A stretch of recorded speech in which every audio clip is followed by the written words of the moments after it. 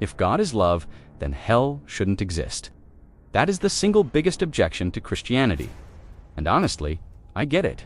You look at the idea of a loving Father, and then you look at the idea of eternal conscious torment, and you say, those two things are mutually exclusive.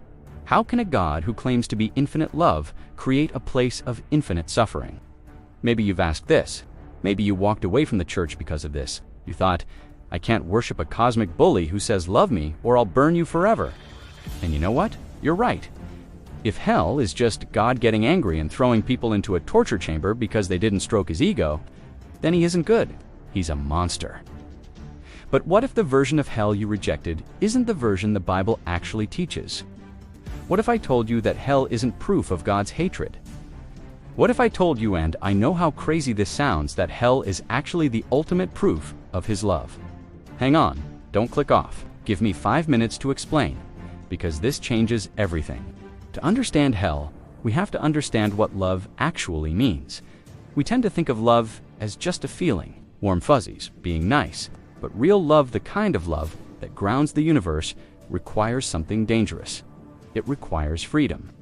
You cannot force someone to love you. The moment you force it, it stops being love and starts being control. Imagine a man who builds a robot. He programs it to say, I love you every morning.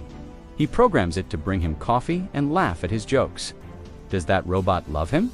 Of course not. It has no choice. For love to be real, the creature must have the power to say no. This is the risk God took when he made you. He didn't make robots.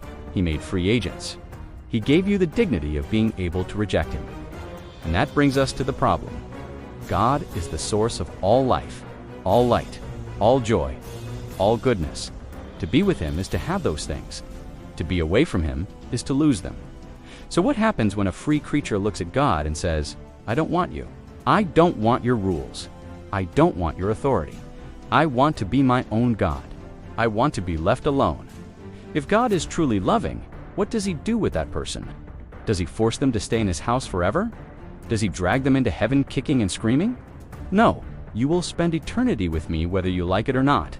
That's not a loving father. That's a stalker. If God respects your freedom, he has to give you what you asked for. He has to give you a place where he is not. And that is what hell is. Hell is not a torture chamber God built to hurt you. Hell is simply the absence of God. It is God granting your wish to be separated from him. But here is the terrifying part. Since God is the source of all light, a place without him is darkness. Since God is the source of all friendship, a place without him is isolation. Since God is the source of all joy, a place without him is misery. The fire, the darkness, the weeping, these aren't arbitrary punishments. They are the natural result of cutting yourself off from the source of life. It's like unplugging a lamp and blaming the electric company because the room went dark. The writer C.S. Lewis put it perfectly. He said, there are only two kinds of people in the end. Those who say to God, thy will be done, and those to whom God says, in the end, thy will be done. Hell is God saying, I respect your choice. Now, you might say, but wait, nobody chooses hell. Nobody wakes up and says, I want to burn forever. You're right. Nobody chooses the destination, but we all choose the road.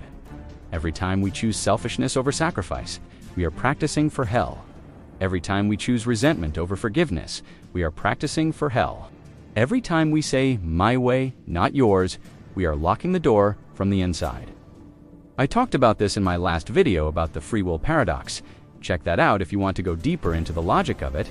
But here, the point is emotional. You are building your eternal home, brick by brick, choice by choice, right now. And if you spend 70 years telling God, leave me alone, the most terrifying thing he can do is finally say, okay. But here is the good news. You don't have to go there. God doesn't want you there. In fact, he wants you with him so badly that he entered into our suffering to pull us out. Jesus didn't come to tell you to be a nice person. He came to kick down the doors of the prison we built for ourselves. He took the separation we deserved. On the cross, he cried out, my God, why have you forsaken me? He experienced hell, the total absence of the Father, so that you never have to. The door to hell is locked from the inside. But Jesus stands on the outside, knocking. He won't break it down. He respects you too much for that, but he is waiting for you to turn the handle. So the question isn't, why would a loving God send me to hell? The question is, why would you choose to stay there when the door is already unlocked? If you're tired of the dark, if you're tired of being your own God, you can step into the light right now. It's not about being religious, it's about surrendering the claim to your own life. If you want to know what that looks like, start with the Gospel of John. Read it, see who Jesus actually is. And if you want to see me debate this with an atheist who thinks this is all moral blackmail, hit subscribe. I've got a video coming up that you do not want to miss. I'll see you in the next one.